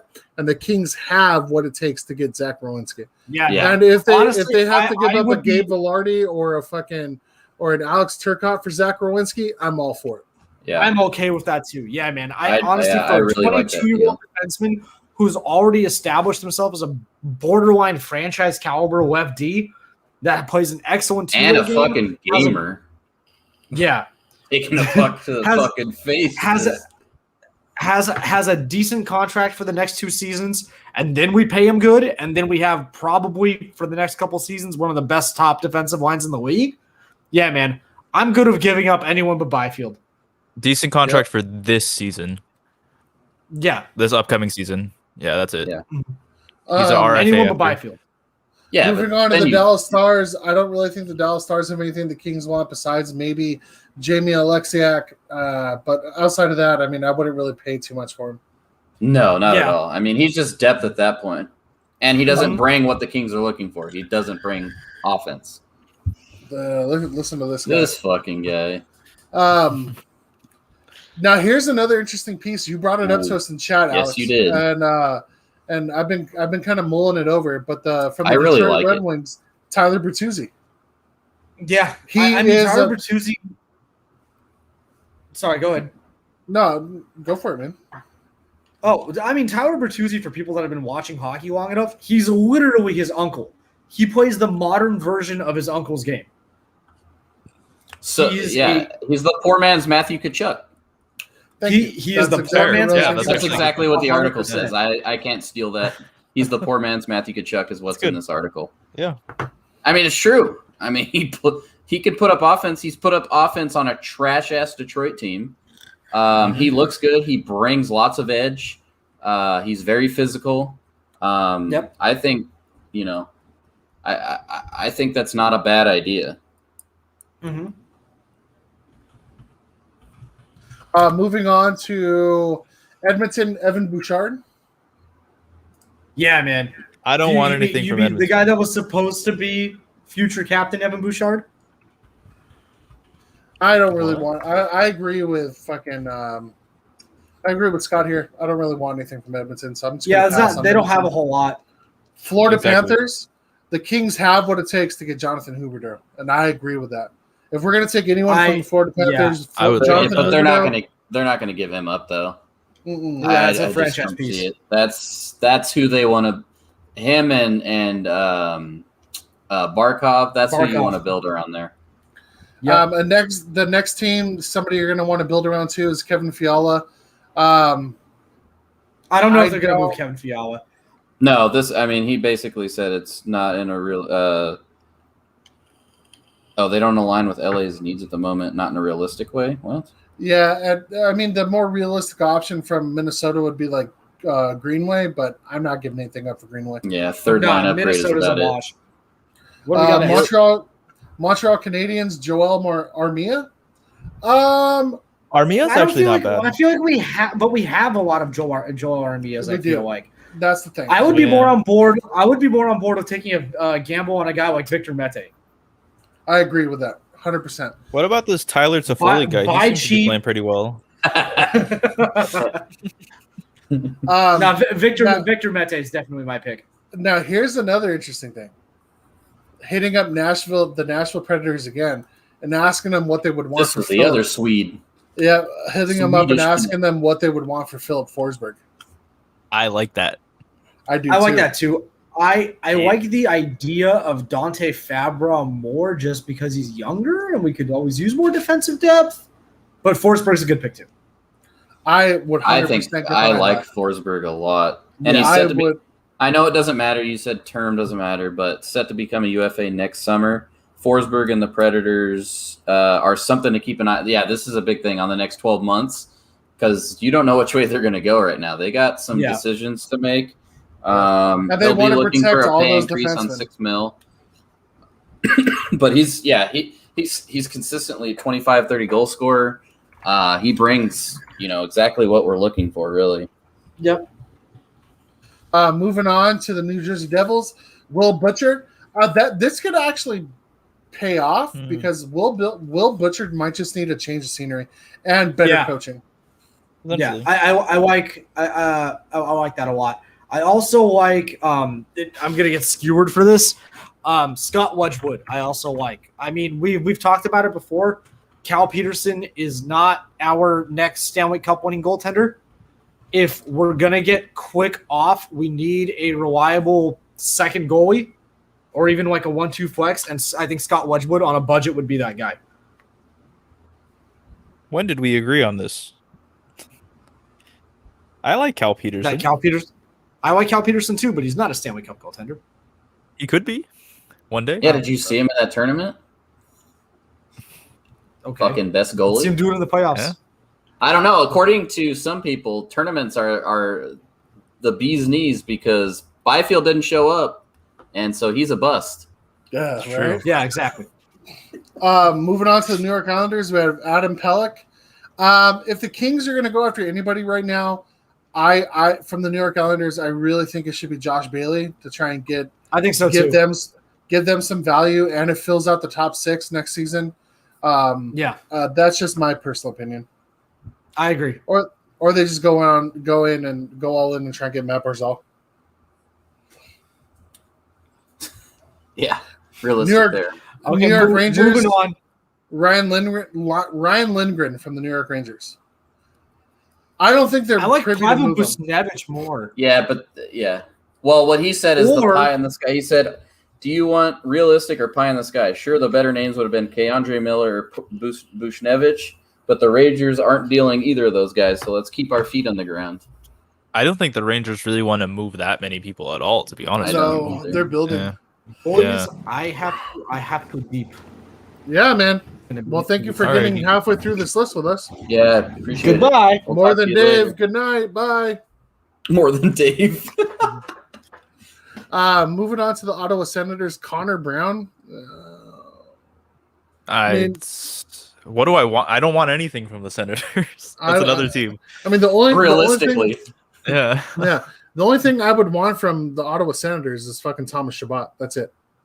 But like, And I don't think that's happening. yeah, there's no way we I get mean, that. him or what? Kachuk? Yeah, not happening. Not happening. The Philadelphia Flyers. This particular Kings writer had Travis Sanheim. Sanheim's not bad. I don't know. I'm trying to think. I'm looking at their roster right now. I don't know. Yeah, I don't see anything. To be honest with you, like just looking at the roster, I can't really. We don't need centers. All they have are centers. JVR is too expensive. Like I know we have the cap space, but I don't want him for $7 million. I don't like it. Moving on to the Pittsburgh Penguins, we have Jason Zucker. I like that. If they give up Jason Zucker, I like that. I don't know how much we'd have to pay for him, but Yeah. So Scott, just so you know what it says. I know Zach's seen the article. It says he has 2 years remaining on his $5.5 million AAV. Plenty of cap space. LA can look to take on the contract and maybe even bury it in all in the name of assets. What can I convince the Penguins to give up in exchange for taking the money off their books? Zucker wouldn't be a top 6 player in LA. He might even play on the third line. So this is about weaponizing LA's cap space. And he says he'd want Pierre-Olivier Joseph in the deal. He's Ooh. a 6'2" second-year pro and didn't seem to be utilized properly in Pittsburgh. I do know that Viral talked the fuck out of this guy. Our Penguins fan that we know. He loves I would like Pierre that then. Oliver Joseph. Yeah, so if they I can know make that he's- deal work, that'd be awesome. So this is more of, as much as you were saying, oh, Zucker would be great. Taking that money from Pittsburgh could actually help us in acquiring, some additional assets from them. Yeah. From the San Jose Sharks, Timo Meyer. I don't want anything from the San Jose Sharks, to be quite honest. Yeah, I don't either. Nope. Nothing. He basically said he's doing it for all the teams, and if anybody were to be selected from the Sharks, this is the guy you want. Yeah. See. Okay. St. Louis Blues. This is an interesting name. Jaden Schwartz. Yeah, this is solid. We could He's for sure get him too. He's a really good player when he's healthy. He's not as injury prone as some of these other people, but he's had his issues. But when he's on the ice, he's a really, really good forward. I really like Jaden Schwartz. I would prefer Vladimir Tarasenko from the St. Louis Blues, to be quite honest. And we could realistically get him, to be Yeah. honest with you. I know yeah, he's so in it's the- like We could. I personally think that Tarasenko, now that he's actually got his health problems Back. situated, Mhm. and he's gotten his health back, I think he's going to be a fucking monster, dude. Moving on to the St. Louis Tampa Bay Lightning, Mikhail Sergachev. do you think we can get That's a no-brainer. obviously, but like, do you think we could even get Sergachev? So they're going to Yes. have to make a move. I mean, I will. Oh, true. Yeah, So Tampa I'll- has to make moves. And Right. we will probably elaborate on this one because this is the best team to look at if we're looking to get a high-end player and be able to weaponize what we have, assets, cap, whatever. So it says, obviously, for Sergachev, no real explanation needed here. There's your dynamic young left shot guy. Now go convince Julian Brisbois. Is it Bois or Boy?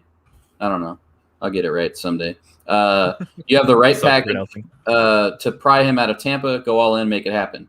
It's worth noting this won't be as easy as it sounds. Sergachev could be a part of Tampa Bay's cap casualty, but he's likely the last name they will look to move. All the other contracts that they're going to attempt to move have NTCs, but Sergachev does not. He'll also be due for a contract as an RFA in 2023. The Lightning have to lock up Braden Point, too, who will become an RFA next summer. If Sergachev is completely off the table, push equally as hard for Braden Point. I like That it. would be something. I don't see them losing Point. Because Yeah, at that point, I think you do what you have to do to move a Stamkos at that point Yeah. to open up the cap to keep Point because that's who you want to build around. Mm-hmm. But I mean, if it's possible, if you're basically saying you're building between Sergachev or Point, and they have to make that decision, and they do make that decision, you got to go after one of those others. I agree. Oh yeah. What's next?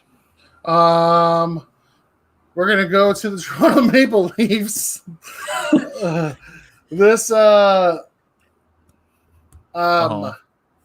He mentions Austin Matthews. Do the Kings As the have? realistic? Do the Kings have what it takes to get Austin Matthews? Fuck yes, We- they do. They absolutely do, but is it something that we want to give up? Like, is I that would. much? I would 100%. I mean, dude. he is Austin Matthews, so So he basically said, don't do what we just did. Don't laugh. Phone calls are free to make. If the Kings were ever looking at getting him, it's now. Not when he's a free agent in 3 more years. The Maple Leafs once again find themselves in cap hell, and maybe, just maybe, you convince them a large package in return is worth considering. Sure, the idea of them moving Matthews this summer is beyond slim. Even so, Zach Hyman is reportedly looking for a long-term deal, and that's not happening with the King, or that's not happening with the Kings. Solid player and good guy to have in your lineup, similar to Alex Iafallo in many ways, just not that top of the food chain difference maker. Don't settle on Mitch Marner. If you're going big, you call for Matthews. I'm really curious as to why he would think the Kings wouldn't want a Zach Hyman for a decent term. like for a long term. I wouldn't mind Zach Hyman for like a 5-year. How old is Zach Hyman right now? 29, right? Oh, he's older, huh? Yeah. Oh, is he? Dang. Yeah, Zach Hyman, 29. I don't know. I mean, if we couldn't get a Matthews, I don't think we get a Marner if we can't get a Matthews. Now, Well, I don't moving- know. moving on to someone that I think is a little bit more. I think realistic. Matthews is. Yeah. I think Matthews is easier, or I don't want to say easy. That's a very bad word. Matthews would be more attainable. more attainable than Marner, because I do Yeah. think they value Marner with his playmaking ability and his touch Yeah. a little bit more than Matthews, who's pure goal scorer in my Well, mind. plus Exactly. you got to think about John Tavares as their number 1C, so they Oh, have Yeah, kind of they a gave, him winger the to- they gave him the captaincy and all of that too. Adam Hyman said wants Hyman 6 wants. to- Yeah, Yeah, okay, 6 to never 8 mind. years. I don't know That's if what- you give him that. That's what the article even says. Hyman wants a long-term deal, so that's not Hmm. happening with the Kings. Yeah, true. All right. Now another name coming from Canada. I actually think this is a little bit more realistic Mhm. because of their cap woes. Is JT Miller from the Vancouver Canucks? That'd be good. I totally agree that this is something that the Kings can pull off, dude. Because the cap problems that Vancouver is facing right now at this point, I think anybody should be on the table for them except Elias Peterson and Quinn Hughes, probably. Any thoughts? Yeah. No, I agree. Sorry, I just got freed in You LG. got freed. Oh, You got traded. Yeah. nice. Moving on to the Vegas Golden Knights, we have Matthias Janmark. I don't think the Kings hit up Vegas at all for anything. No, probably not. No, not even goalie. Fuck. Yeah. I don't think he'll do anything. I am curious to see what happens in Vegas with the goaltender situation. I'm not sure what these green things are on my app though. I can't Shit, see. is it not focusing? No, I didn't see very many of those when I was in Saginaw. Those are wins. oh shit, dude. Oh, sorry, I changed the subject.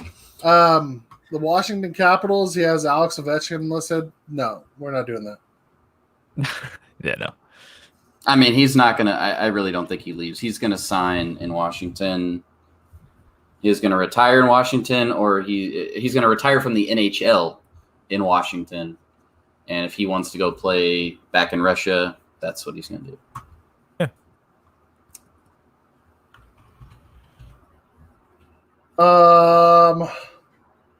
Moving on to a left-handed defenseman that I actually agree with him on this. If we're gonna put chips in on the table, coming from the Winnipeg Jets, it'd be Josh Morrissey. I could see the Kings putting money in on that, dude. Yeah, I mean, Morrissey's a really, really good player. Yeah. I don't think they're gonna easily give him away. No, I mean But again- that was the prize. Honestly, like we talked about when the trade happened, the Line trade, that was the prize position. I mean, yes, PLD they wanted, but they really, really liked Morrissay. Yeah, it would be kind of hard to pry him away. Kings would have to really overpay. Oh yeah. I'm thinking correctly, right? Morrissey came over in that, right? I thought he was drafted by Winnipeg. Sorry, yeah, I'm thinking of the wrong player. He has a similar. Sorry, I got fucking sidetracked now with. Bullshit. I'm getting fucking hit up. Yeah. Bullshit. That's pretty much all I can think of for Kings talk. Yeah. I mean, what'd we'll you guys see what happens. What'd you guys drink this week? Ooh. I didn't have anything. I had I think I had this maybe before on here, but it was a different blend. This is that Trends. It's a slushy, just a slushy beer. It's not even a sour. This is a mango strawberry slushy. 7%. Dude, it tastes like just like a smoothie. It's more like a smoothie beer. Just like I walked in to juice it up and had a smoothie, but it has 7% alcohol in it. Fantastic. I would buy it again. These Trends things are really good. And I think I told you last time I had it. If you can find it, Zach. I don't remember if you got it or not. No, not down here. We don't get Barrel Really? Brothers. Oh fuck, that sucks. Wow, I haven't Yeah, seen that around here. Okay, yeah, their Widowmaker is good too, or Brother Maker is what it's called. Sorry. I'll see if I could get like a fancy Ohio beer. Ooh, Oh, that'd be You're cool. you should. Yeah, for You next should week. get one for next week. Yeah, Mhm. that would be cool. Make us jealous. Well, what do you want to give it on the moan scale? I have to close up my thing here so I can get a grip. Send it. Oh, yeah, get a grip for sure. Yeah. That's what Love I to give hear it. That's these beers. I mean, a 9.5. I don't know. It's pretty close. I wouldn't give it a 10 just because I really like bitterness in my beers, but really good. 7%, and I'd give it a 10 if it was a little higher in the ABV too. What'd you have? Nothing. No, I mean, Oh, you just had offshoot. Yeah, just offshoot. This is Relax. actually straight vodka. Relax. I'm just kidding. Yeah, right. Oh, nice. Chill out. Yeah, I mean, I'm not going to review it just because it's a staple. You can get it anywhere. It's good. Whatever. I've had it before, I think. Can't remember, but It's not bad. You had what? I think I've had that before. Oh, Like if you brought it, Daniel, I'm pretty oh, sure. probably. Yeah, relax. Yeah. Yeah, it's good. It's a standard one you can find, but Mhm. I think when it first came out, it was not. Yeah, I mean that's pretty much what we have, right? Make sure That's you pretty much it. Yeah. I follow the believe so. socials. Follow the socials; they're down there. Catch Zach and I on Monday, NZHL Media Show. Look, I brought a little bit of home with me. Ooh, Oh, you can't get that out there? I think like some places sell it. yeah, Takis are delicious. They're so Nah. Fuck Takis. What? okay, bro. They're so good. They are so good. So delicious. Can't get enough of that shit. I'll prefer hot Cheetos or hot fries any day. I don't know. That one's tough. That one's tough because I like the Takis are actually a lot spicier. They're really good. Mm-hmm. Corn. Oh, you know what you can't find at all here in Ohio, or at least in my area in Cincinnati. What? You can't find Flamin' Hot Cheetos Limon Mm. Ooh. anywhere here. And Those I are the love best Limon. hot Cheetos. Exactly, I love it way You can better make than the them your own, regular though. ones. Probably. Nah, because it makes the Cheetos like soggy. I know. You want that like chemical limon burn that it gives. Yeah, that's true. I guess that's fair. But That's pretty much yeah, it. That's it. Yeah. You know where to follow us. You know what shows to catch us on. Appreciate you guys. That's about all we got, right? Until next. Yep. Until next time. And as always, Oh fuck, my bad. My bad. you know what start this- this, Zach. Come on. You know what they Go say? ahead. Yeah, do it. You know what they say? With that being said. With that being said. With that being said.